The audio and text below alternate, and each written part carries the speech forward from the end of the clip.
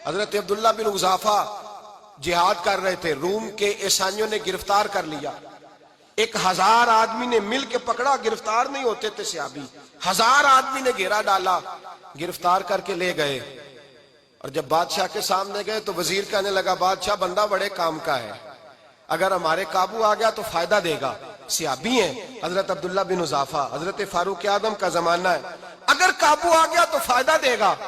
بادشاہ کہنے لگا کیوں، کیا خوبی ہے؟ کہنے لگے ہم 1000 آدمی تھے، یہ اکیلا قابو نہیں آ رہا تھا، 1000 آدمی تھے، اگر ہماری فوج میں شامل ہو گیا تو بہت بڑا جرنیل ملے گا۔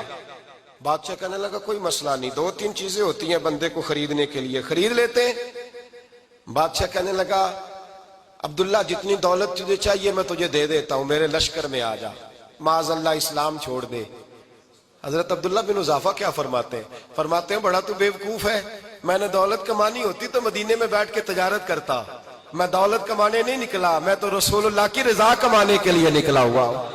دولت کمانی ہوتی تو کسی مارکیٹ میں ہوتا، میدان میں آنا تھا، شہادت ہے مطلوب مقصود مومن، نہ مال غنیمت نہ کشور کشائی، یہ دولت تو لونڈی ہے رسول اللہ کے دروازے کی، یہ تو پیچھے پیچھے پھرتی ہے نبی پاک کے غلاموں، یہ کمانی ہوتی تو میں کسی مارکیٹ میں ہوتا، میدان میں تھوڑا ہوتا۔ عبداللہ بن حذافہ سے ایک دوسری چال چلی، کہنے لگے میاں عہدہ جو تجھے چاہیے، میں بادشاہ ہوں، میرے نیچے جو عہدہ تو کہے گا وہ تجھے مل جائے گا۔ حضرت عبداللہ بن حذافہ کہنے لگے شاید تجھے پتہ نہیں میری تعریف کیا ہے، شاید تو جانتا نہیں میری تعریف کیا ہے۔ کہا صاحب کی کیا تعریف ہے؟ کہنے لگے میں رسول اللہ کا صحابی ہوں، اور کائنات میں سب سے بڑا عہدہ مصطفیٰ کے صحابی ہونے کا عہدہ ہے۔ صحابہ وہ صحابہ تھے جن کی ہر صبح عید ہوتی تھی، خدا کا قرب حاصل تھا، نبی کی دید ہوتی تھی۔ فرمایا میں نے حضور کے جلوے دیکھے ہوئے ہیں، مجھے عہدے کی ضرورت ہی نہیں، اور میں نے عہدہ لینا ہوتا تو میں سیاست کرتا، میں تو شہادت لینے نکلا ہوں میدان میں، عہدے کا میں نے کیا کرنا ہے۔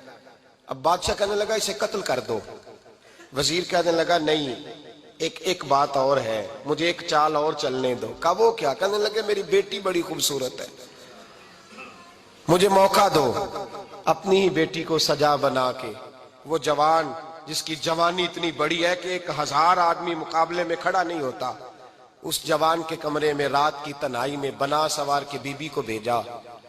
وہ بی بی کہتی ہے میں ساری رات بن سور کے اس صحابی کے کمرے میں بیٹھی رہی، لیکن یہ کیا شخص تھا، ساری رات ہی مصلے پہ بیٹھا رہا، ساری رات ہی، کچھ دیر تھک جاتا تو یہ کریم رسول پہ درود پڑھنا شروع کر دیتا۔ بی بی کہتی ہے سحری ہو گئی تو میں نے چھو کے دیکھا کہ انسان ہے کہ جن ہے، یہ بندہ ہے کہ فرشتہ ہے، چھو کے دیکھا۔ کہنے لگے پیچھے ہٹ جا، میں نے کہا میں نے تو سنا تھا تو 1000 کے مقابلے میں ہے، اور تو اتنا بے حس ہے کہ بنی سوری دلہن بیٹھی ہے، تو نے نظر نہیں کی؟ عبداللہ بن حذافہ، بی بی کہتی ہے نظر پھر نہیں اٹھائی، نظر پھر جھکی ہوئی ہے۔ کہنے لگے بی بی میں مجبور ہوں، اب میرے اوپر کوئی حسن نہیں چلتا، میں نے جلوہ والضحیٰ کا دیدار کیا ہوا ہے، اب میری نگاہوں میں جچتا نہیں کوئی، اس لیے کہ جیسے میرے سرکار ہے ایسا نہیں کوئی۔ کبھی بھی اب نہیں کسی کا میرے اوپر جادو چلتا، میں نے مصطفیٰ کو، اور کہا ذرا پیچھے ہٹ کے بیٹھ، مجھے میرے رسول نے غیر محرم سے بچنے کا حکم دیا ہے، ذرا پیچھے ہٹ کے بیٹھ۔ سحری کا وقت تھا، وہ بی بی کہتی ہے اس نوجوان کے جملے میرا سینہ چیر گئے، کلیجہ پھٹ گیا، چیخ نکلی، میں کفر کے عالم میں روئی۔ میں نے کہا مجھے بتا تو صحیح، آخر یہ جذبہ کہاں سے ملتا ہے، آخر یہ روشنی تو میں نے دیکھی نہیں، کہاں سے آتی ہے؟ ایک میرا باپ ہے جو بنا سور کے مجھے تیرے کمرے میں چھوڑ گیا، بتلا یہ کہاں سے کیف آتے ہیں؟ تو عبداللہ بن حذافہ کہنے لگے اگر کیف لینا ہے تو بھی میرے مصطفیٰ کا کلمہ پڑھ جا، آجا دروازہ رسول پہ جھک جا، مل جائے گا۔ سویرے دروازے پہ باپ آیا بیٹی سے رزلٹ لینے، دروازہ کھولا تو بیٹی نقاب پہنے باہر آئی۔ باپ کہنے لگا کیا بنا؟ کہنے لگی پیچھے ہٹ جا، تو غیر محرم ہے، کافر ہے، میں مسلمان ہوں۔ اس نے کہا کیا ہوا؟